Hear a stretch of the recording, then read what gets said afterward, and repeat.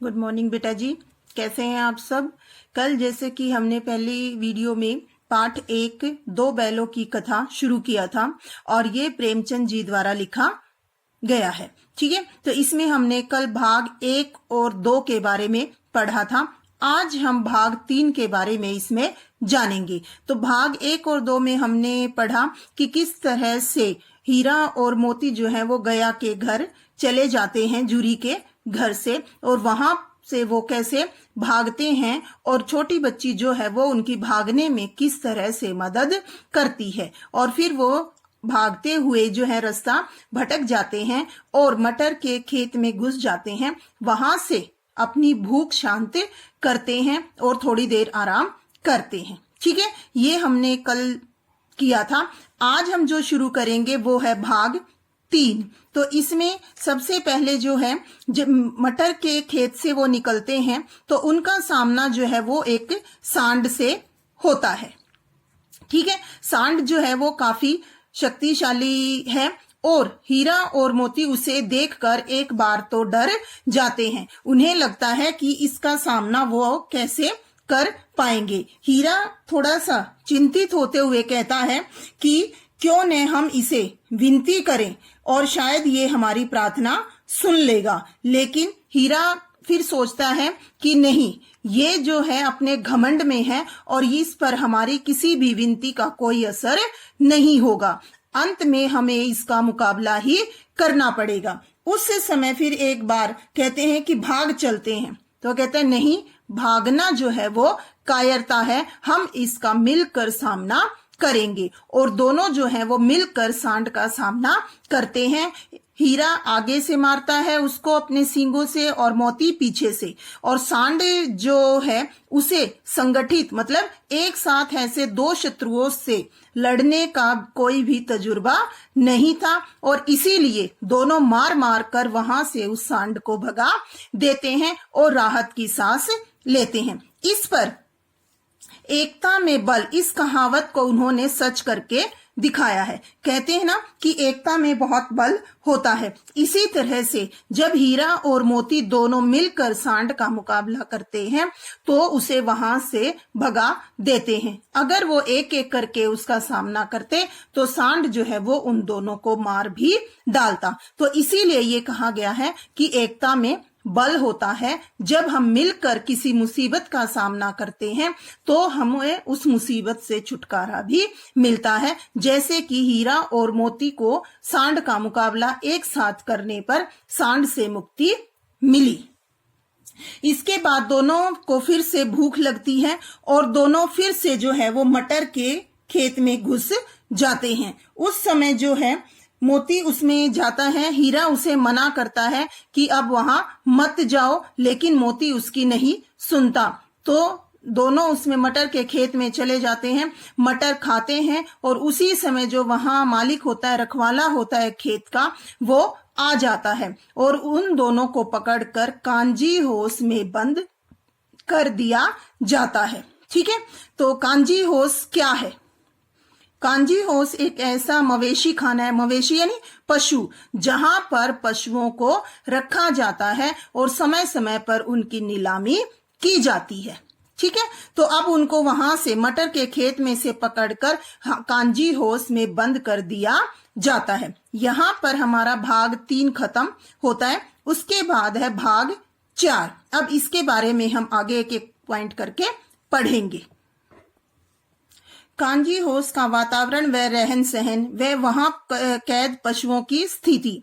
इसमें यह बताया गया है कि दोनों मित्रों को कांजी होस में बंद कर दिया जाता है और पहली बार उन्हें ऐसी स्थिति का सामना करना पड़ता है कि पूरा दिन बीत जाता है, उन्हें खाने के लिए एक तिनका भी नहीं दिया जाता। और वहां रहने वाले बाकी जो पशु थे उनकी स्थिति भी ऐसी ही थी। उसमें भैंस थी, भेड़े थी, बकरियां थी, गधे थे।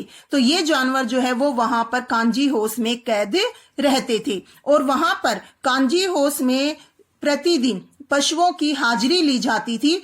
किस लिए? कि कहीं कोई पशु वहां से भाग तो नहीं गया या मर तो नहीं गया। तो जो चौकीदार है वो कांजी होस में कैद पशुओं की हाजिरी लेने के लिए आता था। तो वहां का वातावरण ऐसा नहीं था कि वहां पशुओं को रहने दिया जाए, ना उन्हें खाने के लिए अच्छा कुछ दिया जाता था और ना ही वहां पर उनके रहने की सुविधा अच्छी थी।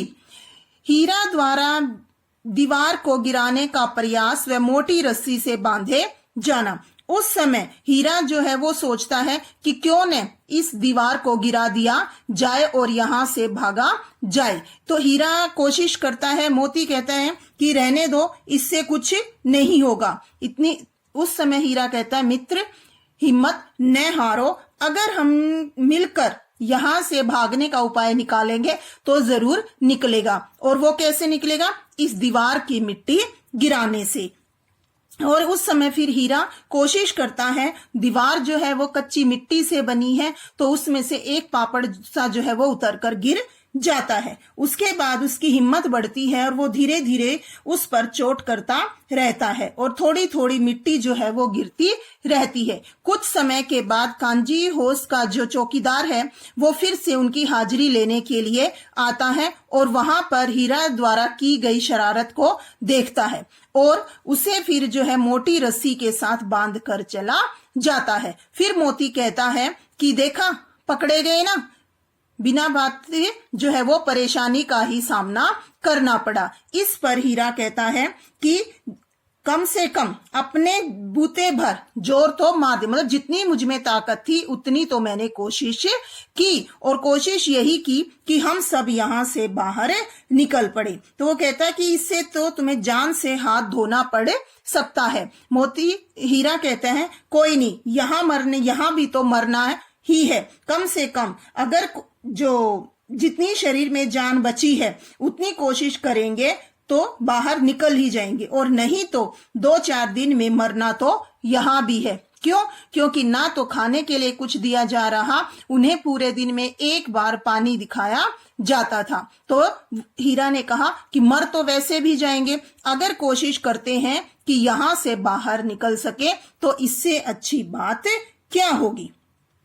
तो इसके बाद जो है मोती में भी हिम्मत आती है और वो भी उसका साथ देता है। दोनों मिलकर दीवार गिराने की कोशिश करते हैं और मोती के बार बार प्रयास करने पर जो दीवार है वो गिर जाती है और वो उसमें सफल होते हैं। और वहां पर जितने भी पशु थे, जैसे उनमें एकदम से जान आ गई हो और वो वहां से भाग निकलते हैं। लेकिन जो गधे थे, वहां पर 2 गधे थे, वो वहां से भागते नहीं है। ठीक है, तो मतलब अब यही बात बताई है कि किस तरह से कि गधे जो है वो अपने सीधेपन के कारण वहीं पर खड़े रहते हैं, वो बाहर नहीं जाते हैं। मोती उनको कहता है कि तुम बाहर क्यों नहीं भागते हो, और अंत में वही उन्हें धक्का देकर बाहर भी निकाल देता है। इस पर गधे जो है वो जाने से पहले कहते हैं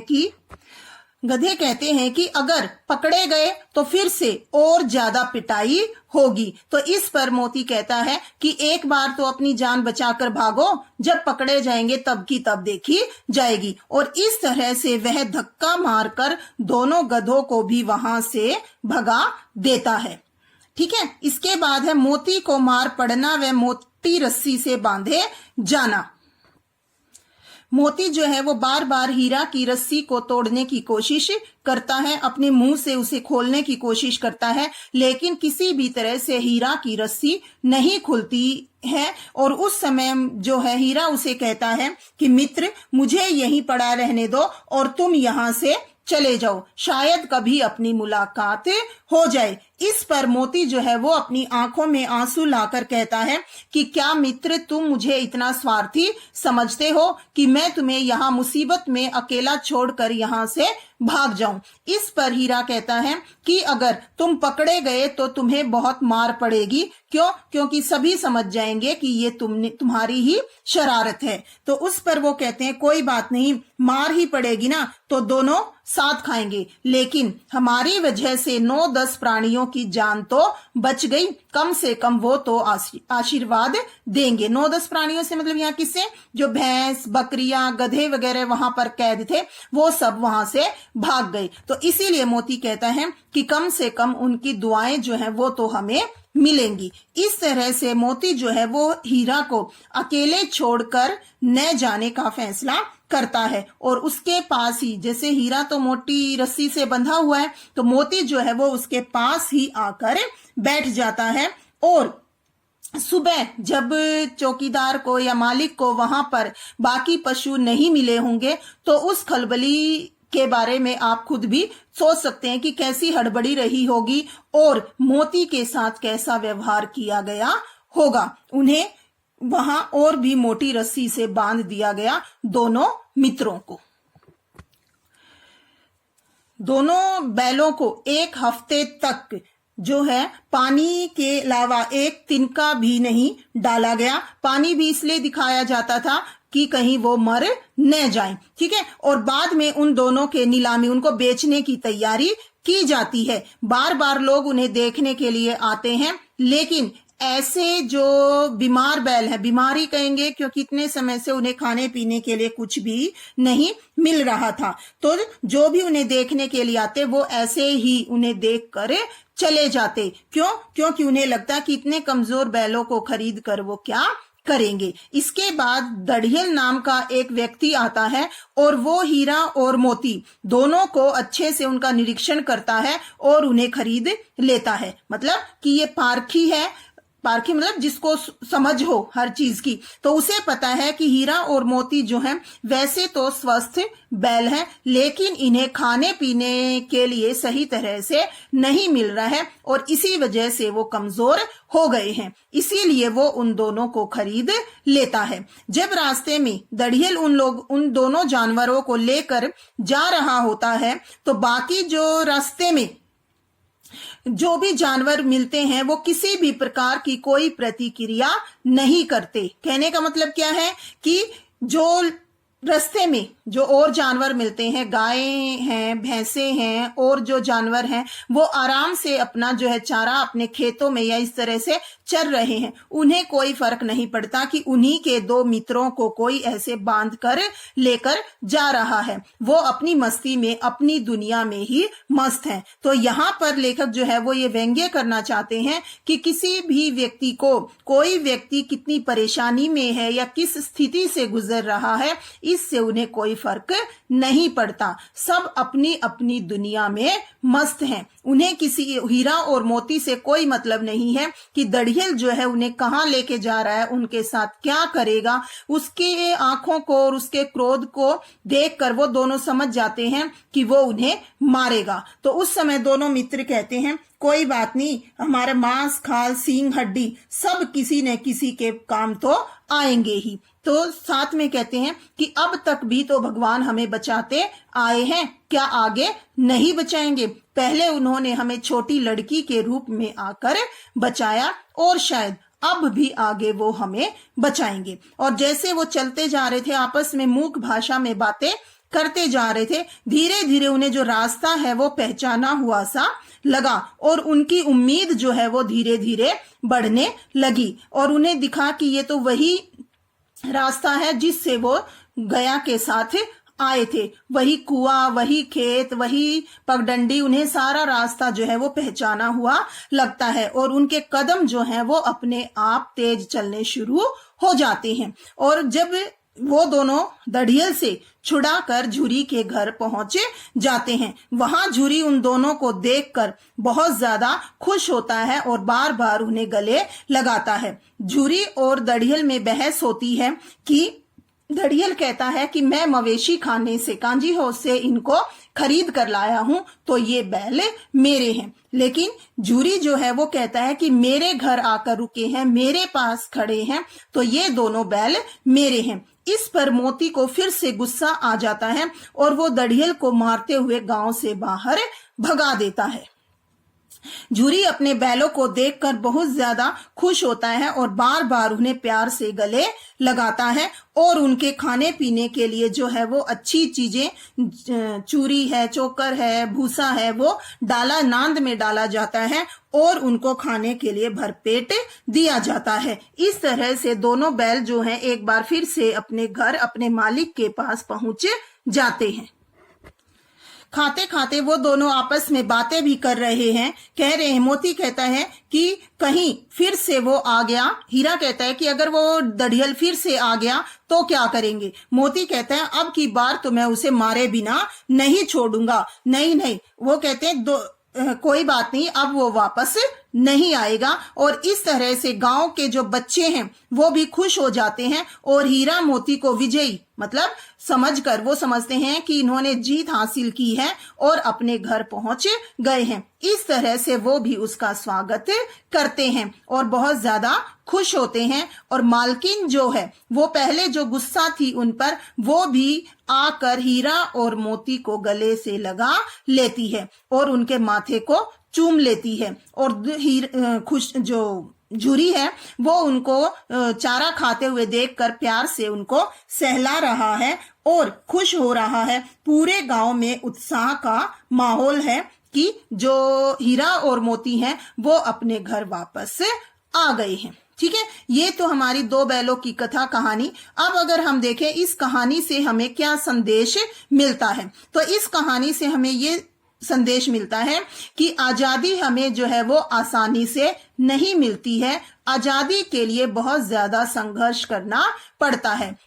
आजादी के लिए बहुत सारी कुर्बानियां देनी पड़ती हैं, कीमत चुकानी पड़ती है। जैसा कि हमने इसमें हीरा और मोती को देखा कि किस तरह से उन्हें अपने मालिक झुरी के पास वापस आने के लिए कितनी मेहनत करनी पड़ी, कितना संघर्ष करना पड़ा, किन किन कठिनाइयों से उन्हें गुजरना पड़ा, कैसे उन्होंने एक बार हिम्मत हार दी लेकिन फिर भी दोनों एक दूसरे को हिम्मत भी बंधाते रहते हैं और अंत में उनकी जीत होती है और अपने मालिक के पास वो पहुंच जाते हैं। इसी तरह से ये कहानी जो है वो हमारे आजादी आंदोलन की ओर भी इशारा संकेत करती है कि जैसे हमें आजादी जो है वो ऐसे ही प्राप्त नहीं हुई है। उसके लिए हमारे देश के क्रांतिकारियों ने, नेताओं ने बहुत ज्यादा कुर्बानियां दी हैं, बहुत ज्यादा संघर्ष किया है, तब जाकर आज हम आजादी की सांस ले रहे हैं। तो ये कहानी